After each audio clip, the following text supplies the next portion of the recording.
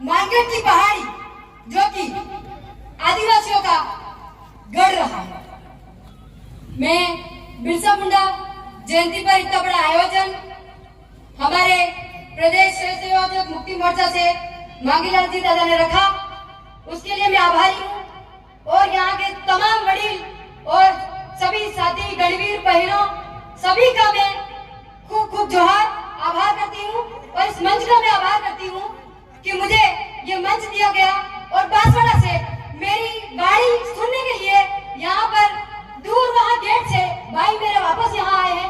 मुझे बहुत बहुत खुशी है कि इसी भाइयों का सपोर्ट और इन्हीं माताओं बहनों और इन्हीं वडीलों का सहयोग रहेगा तो राजकुमार जी और हमारे बीच राम प्रसाद जी जैसे नेता जयपुर में क्या दिल्ली में भी बैठेंगे।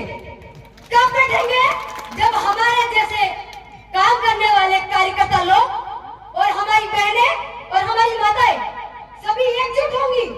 और ये 5 अंगुलियां जो है ना, इसमें से एक अंगुली भी अगर बिक गई ना कांग्रेस और बीजेपी के दलों में तो 5 अंगुलियां सही से काम नहीं कर पाएंगी। ये 5 अंगुलियां है। अपन खाना खाते, मसल के खाना खाते, क्या 3 अंगुली से अपन खा सकते हैं? 5 अंगुली होगी तो हम मसल के खाना आराम से खा सकेंगे। और आदिवासी जो कि भील कौम जो न किसी से डरने वाली है और न किसी की गुलाम रही है। आप खुद जानते हैं करोड़ों वर्षों से हमारे आदिवासी भाइयों को गुलाम बनाने वाली पार्टियों ने और गुलाम राजनेताओं ने हम पर शासन किया, हम पे शोषण किया, हम पे अत्याचार किया ताकि हम लोग इनके बसाए हुए नवरे नवरे मंदिर और नवरे नवरे नेजे और नवरे नवरे झंडों को लेके और चलते फिरे। क्यों भाई? हमारा पूर्वजों का जो झंडा है लाल कलर का, व्हाइट कलर का नेजा जिसे कहा जाता है और हरे कलर का, और एक जय आदिवासी जय भील पर लिखा हुआ झंडा है वो व्हाइट कलर का। इन चारों झंडों के अलावा मुझे बताओ, इस मंच से मैं कहना चाहती हूँ कि चौथा झंडा तुम्हारा बाप लाई और तुम्हारी आई बताओ। कई लोग पकड़े, तुम्हारे एमएलए से पकड़ा कि गुलाम है। हमारे बांसवाड़ा के एक दोनों एमएलए और दोनों मंत्रियों को मैं थोड़ी चुनौती देना चाहती हूँ कि आज यहाँ पे जो ये भीड़ दिख रही है ना, ये भीड़ नहीं, ये भीड़ है ना, ये जागे हुए लोग है बेटा। ये जागे हुए लोग वो हैं जिन्होंने संविधान की किताब पढ़ी है, जिन्होंने बिरसा मुंडा, जयपाल मुंडा और ना जाने कितनी नारी शक्तियों की किताबें पढ़ी है, तब जाके यहाँ खड़े। जब पहली बार मैं भी एमपी में गई थी ना, कमलेश्वर दादा जानते हैं, एमपी मध्य प्रदेश में, जब बांदा गांव में कन्हैयालाल भील के साथ में अत्याचार हुआ था, जब पहली बार मैं गई थी लाखों लोगों के सामने बोली तो मेरे पैर भी यूं हो रहे थे, यूं कि क्या बोलूं क्या नहीं बोलूं मैं। लेकिन कांति दादा जानते हमारे राजनीतिक दल के बांसवाड़ा के अभी तक तो हमारे देवेंद्र भाई को फंसाया। तुम्हारी क्या औकात है जो तुम हमारे आदिवासी सिलेक्शन प्रणाली से जीते हुए उम्मीदवारों को तुम एफआईआर दर्ज करवाते हो और उनके साथ में जो दूसरे कार्यकर्ता लोग हैं, जो पदाधिकारी उनको परेशान करते हो। अरे मुकुल पटेल आम कीधी थी મને મારવા કીધી હતી એને એફઆઈઆર કરાવો। તમારા બાપ તમે સબૂત તો લઈને આવો કે તને કોર્ટમાં સબૂત માંગીગા તારી મુકુલ તમે પેશ કરી શકો। डायरेक्ट आम जवाब नहीं मुकुल पटेल 7 किलोमीटर सीधी मानगढ़ धाम आईनीस पीटीयू ने जोरावर दादा बोलवाड़ा जी है ने मारा पापा ना मामा है नी विश्व दादो ने पूछी लो तुम ने मारा बाप दादा है कि मारे। अरे मैं तो उदयपुर में रही हूँ शुरू से, लेकिन मेरे बाप दादा जो मेरे दादाजी है और मेरे ये जोरावर दादा जो मेरे मामा जी है मेरे पिताजी के, वो खुद वहां पे मानगढ़ धाम पे मक्कीनो रोटो ने मरसक पोटली में बांधी खबे टांगी लई लेन दवा वाला है मानगढ़ ने आई बेन खवाना नाई टांडसरा बावड़ा તમારો બાપ આયો તો આઈ કે બીજી નવરી આ ગોદંડો લઈને આવે કે તારે જાય પછી બીજો નર પડતા દીના સૂપ સાપ લઈ પસંદ આવી જાજો કે દેશી પોટલી આઈ ઊંધે પાડી વાઈન વાસ મારો હાલ્યો क्योंकि मानगढ़ की जो तपोभूमि है और जो भील की तरह है वो भीलों के शहादत की भूमि है, जो कि पूरा भारत तो क्या पूरा आदिवासी समाज जो पूरे विश्व में फैला हुआ वो जानता है कि नहीं जानता है? जानता है कि नहीं जानता है? तो जब भगवा झंडा लगा और अभी सीएम और पीएम आके जितनी भीड़ नहीं ला सके तो मंत्री हमारे नालायक मंत्री मंत्री वहां पे लेके गए सीएम को। सीएम जाहिर होता को हूं तो सीएम हूं अंदर बस जोड़ा ओड़ा पैरी। तुमको शर्म आनी चाहिए कि तुम्हारे पुरखों के सामने तुम चप्पल खोल के और आराम से वहां पे सब कुछ करते हो और माल्यार्पण करते हो। तो क्या हमारे पूर्वज हमको इतने प्यारे नहीं है जो तुम वहां हमारा अभिमान से सर ऊंचा करने की जगह हमारी जो कौम है उसका नाम नीचे करने के लिए दे? तुमको शर्म आनी चाहिए थी।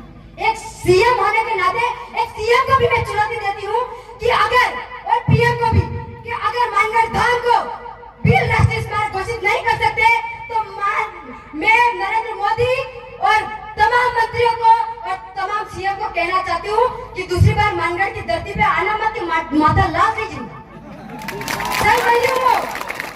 और बागीदोरा विधानसभा पे यहाँ के कितने भाई है? जरा हाथ ऊपर करके मुझे बताइए जरा।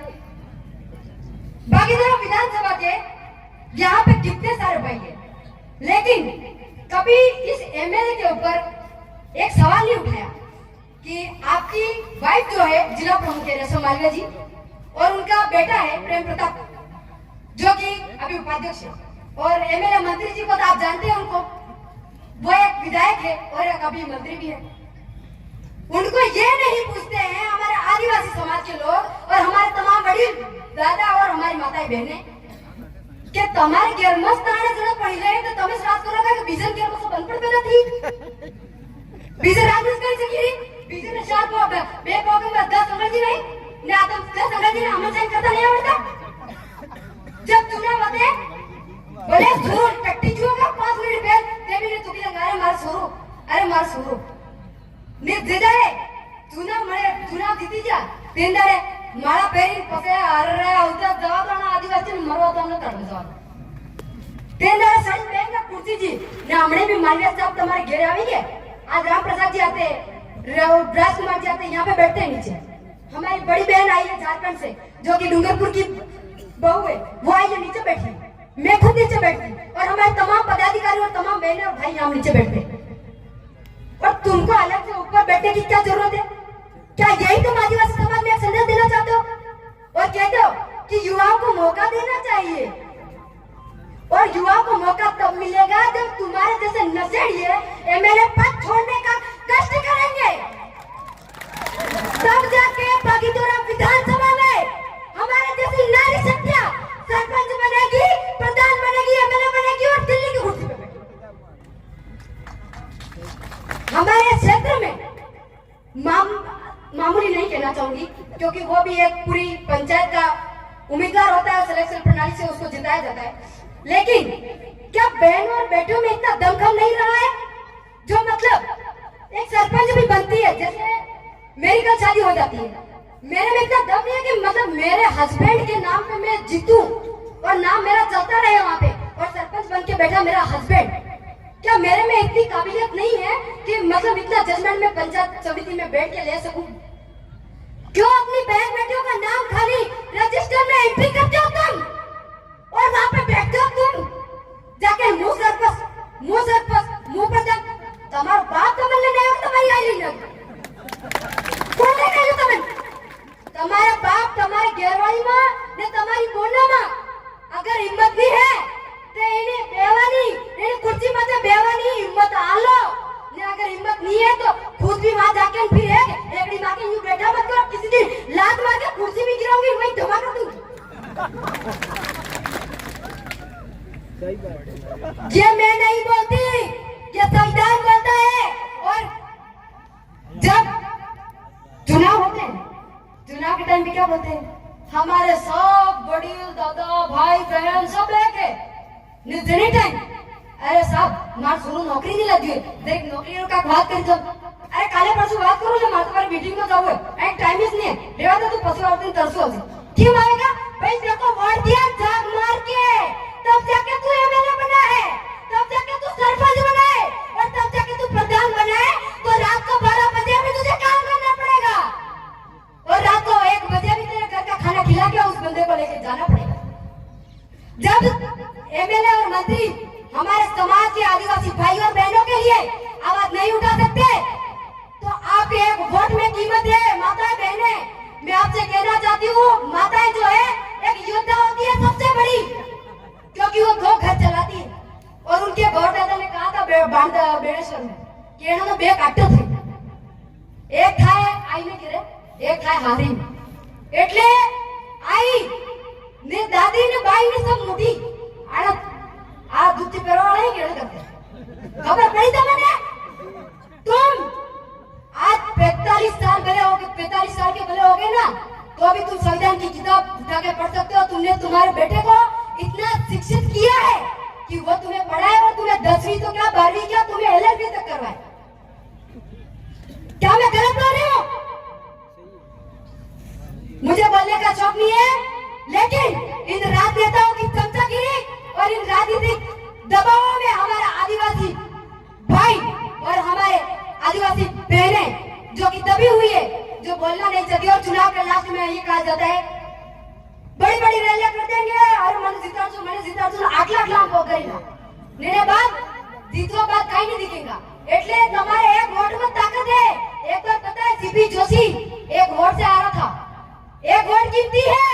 हमारा एक वोट उस इंसान को दो जो पंचायत में भी अपना काम करने का जज्बा रखता है, और उसको एमएलए बनाओ जो कि पूरी विधानसभा को संभाल सकता है, और सीएम भी उसी को बनाओ जो कि पूरे राजस्थान को संभाल सके। अशोक गहलोत जैसे दल्ले नेताओं की कोई जरूरत नहीं है, और मोदी के जैसे दल्लों की भी कोई जरूरत नहीं है।